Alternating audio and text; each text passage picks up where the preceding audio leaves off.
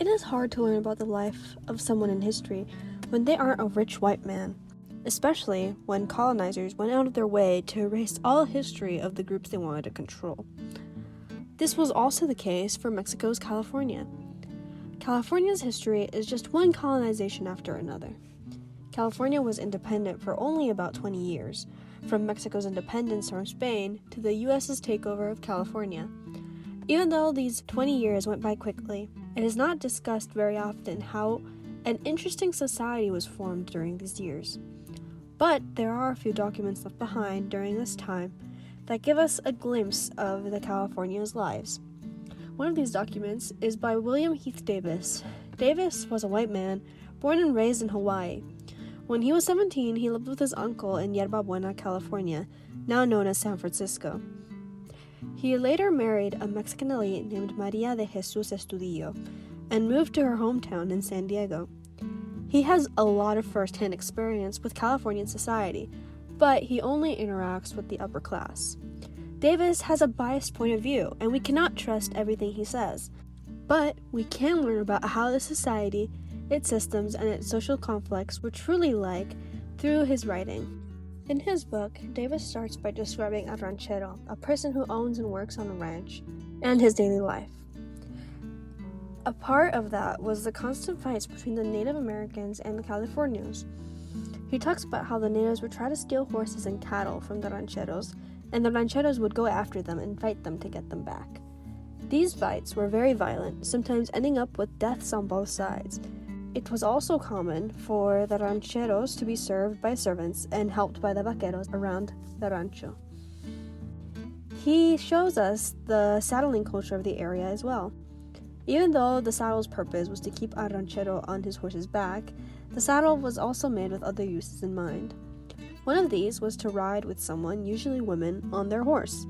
They would have the ladies sit in front, and the ranchero would sit on the anqueta, a moon-shaped cut of leather across the back of the horse. This way, the ranchero could woo his girl without falling off his horse. Davis then shifts gears once again to comment on how content the people of California are with their lives. Davis says that the Californians act this way because they are proud of their Spanish roots, though he does admit that this only applies to the upper class.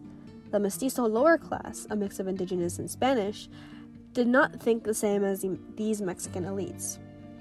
Another thing about ranchero culture that Davis mentions is the tricks and challenges rancheros perform for others and for themselves. He talks about Don Jose Martinez, who could do all these elaborate tricks. Unfortunately, he died in the years he had known him.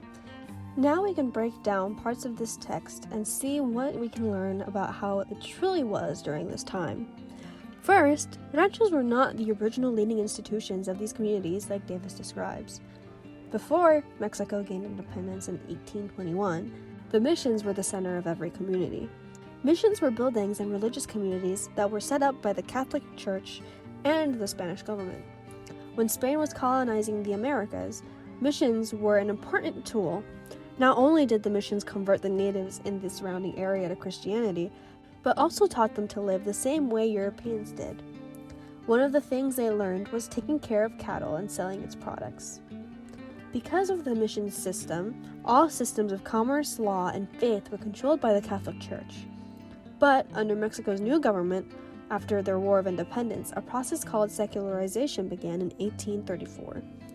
According to Governor Jose Figueroa's 1834 Secularization Proclamation, 1. Franciscan fathers were released from their administration of the missions. 2. Indians were released from the mission life.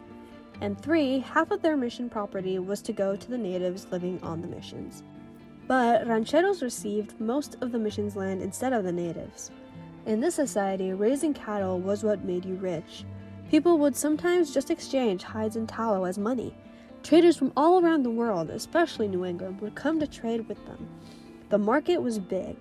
Rancheros quickly became some of the richest people in their communities. Knowing all of this, it makes sense why natives were trying to steal cattle, even if it meant risking their lives.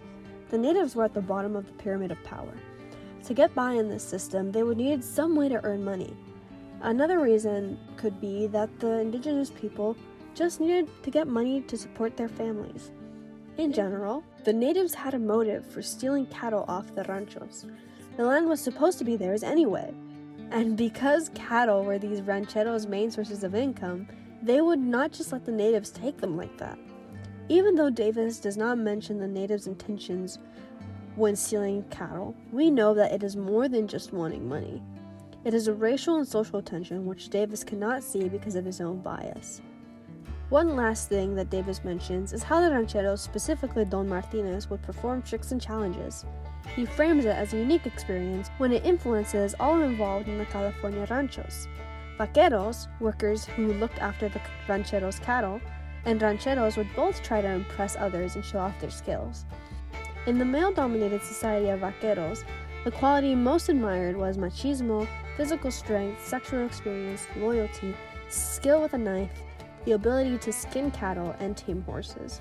Since it was impossible to climb the social ladder because of their race, men would try to be more of a man to make up for it. All men involved in the ranchero society would try to adhere to these gender norms, even rancheros like Don Martinez. They would perform dangerous acts to show off, like wrangling a bull on a hill and racing trains next to the train tracks on their horses. And later, after the U.S.'s occupation, keeping their manhood would help them cope with the oppression they were facing. We see that the conflicts in the society involve more than just class tensions, despite what Davis portrays. It is a mix of race, gender, class, and social tensions that mark the society of this time. Davis's description of Californian society gives us a view into how life was between Mexico's independence and the U.S.'s conquest of California. Because of his account, we learn that while the rancheros were getting rich off of what used to be Mission's land, natives were struggling to get by and resorted to stealing. Also, because of the oppression men faced due to the Mexican elite and later U.S. oppressors, they would resort to machismo and male gender norms to get ahead or to feel like more of a man than those around them. Overall, even though Davis describes the society as peaceful and friendly, there are many other tensions and conflicts that he does not see because of his interactions with only the upper class. But by reading between the lines and our knowledge from other sources, we can see what the society was truly like.